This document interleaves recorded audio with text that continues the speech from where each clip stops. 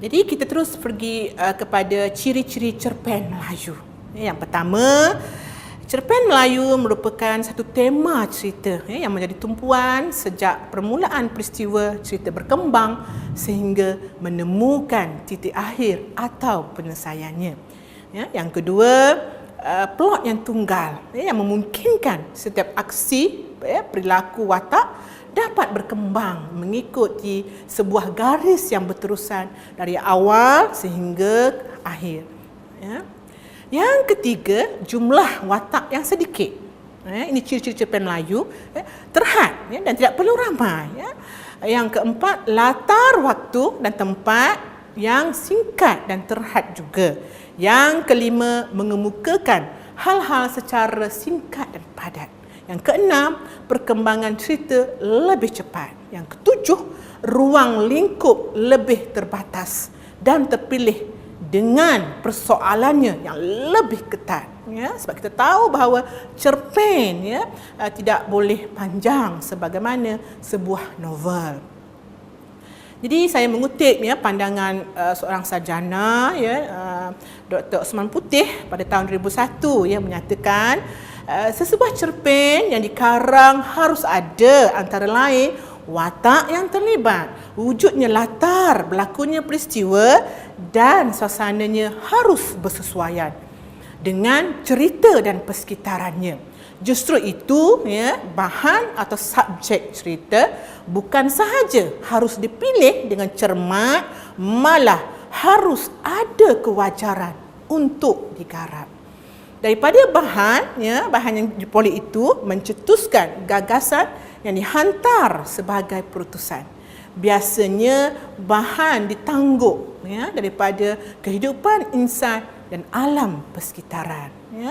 Jadi Osman Putih ini seorang sarjana pensyarah universiti yang sebenarnya telah meninggal dunia tapi juga merupakan seorang penulis novel cerpen yang begitu prolifik. Antara hasil-hasil karyanya, novelnya seperti Ario, Mastra, Tasik dan Laut, Kalut dan sebagainya.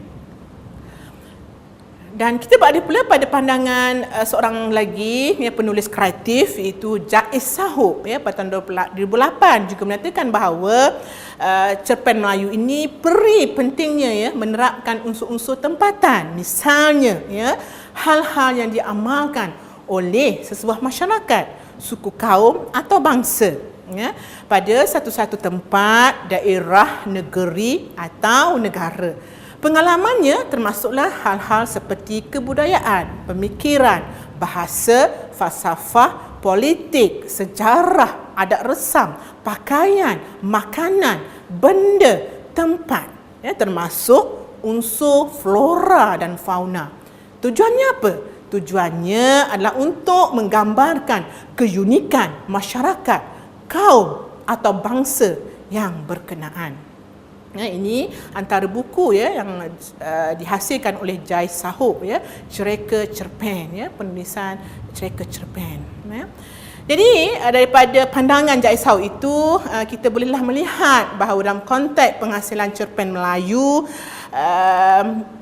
terhasilnya daripada kita kata tadi budaya, falsafah, seni Melayu itu. Contohnya saya tampilkan di sini beberapa buah cerpen. Ada 5 buah cerpen. Cerpen yang pertama, Kampung Paya Kami, yang dihasilkan oleh Siti Zainun Ismail, antara pemenang C. Wright Award.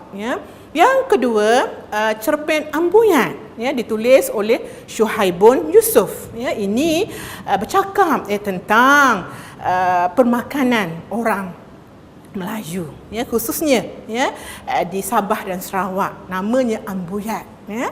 Yang ketiga, Nasibnya Tumpah, karya Fatimah Busu, juga antara pengarang kreatif wanita yang menonjol di Malaysia, yang menghasilkan cerpen Nasibnya Tumpah yang memperlihatkan tentang